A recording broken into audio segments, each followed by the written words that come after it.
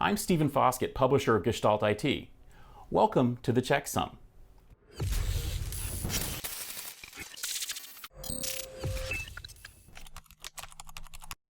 As discussed by Rich Stroffolino in the last episode of Checksum, Nvidia's acquisition of ARM makes a lot of sense. This American company is a major force in the semiconductor industry already, leading the world market for GPUs for graphics and artificial intelligence. It's also a strong supplier of mobile processors for smartphones and embedded systems.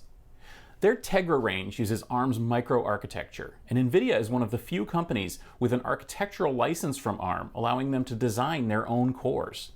Nvidia's Tegra line has not been as strong a success in mobile phones as anticipated, but the company remains a player in this space.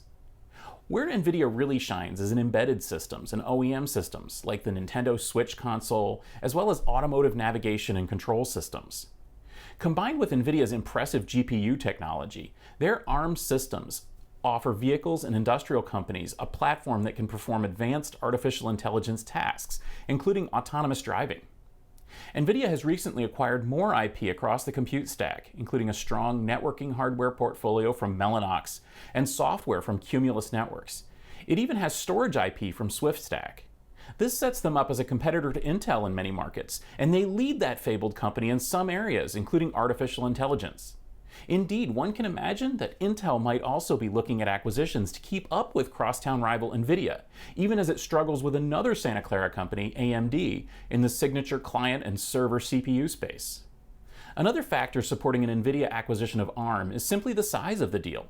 Very few companies could bring this much money to the table, and fewer still would be such an ideal custodian for ARM's licensing-based business.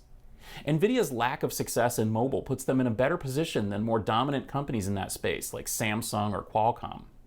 Another interesting wrinkle is how the deal is structured. Nvidia would use $21.5 billion in stock and $12 billion in cash, including $2 billion on signing. But they would hand over another $5 billion under an earn-out based on the financial performance of ARM. This is helpful for both companies, since it effectively reduces the cost of the deal for Nvidia, but still lets SoftBank announce it at a higher price. But there is a dark cloud on the horizon. Back in 2016, Qualcomm tried to buy NXP Semiconductors, which would give the mobile chipset maker a commanding lead in near-field communications chips and embedded processors. But Broadcom made an aggressive attempt to purchase Qualcomm at the same time, a move that got the attention of American and Chinese regulators. Soon, these dual acquisitions became political footballs in the Trump administration's US-China trade war. Broadcom's acquisition of Qualcomm was blocked by the United States, and their acquisition of NXP was timed out by China's Ministry of Commerce, also known as MOFCOM. The US-China tensions have only gotten worse since then, with the United States blocking Chinese companies like ZTE and Huawei from using American intellectual property, or even buying components in many cases. China so far has managed to avoid the catastrophic impact of losing access to critical components across the IT stack, but they are certainly gravely concerned about this prospect. And there is no IP more critical to embedded and mobile systems than the ARM microarchitecture.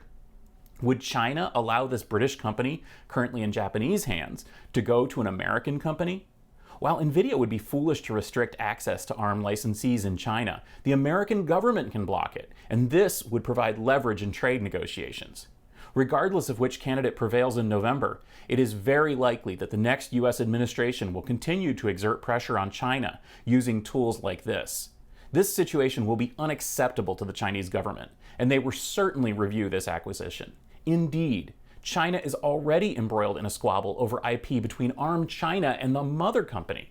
We feel that it is extremely unlikely that MOFCOM would allow this deal to go through. So what happens now?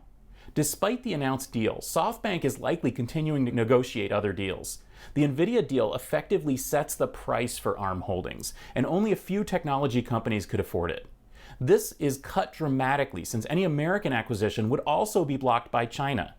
Considering SoftBank's eagerness to unload ARM, it seems likely that another deep-pocketed investment company will step in and buy it for a future sale when the geopolitical situation is resolved. ARM holdings will eventually become a key part of a major global technology company, and Nvidia makes the most sense as the acquirer. But we feel that this deal, as announced, will not go through.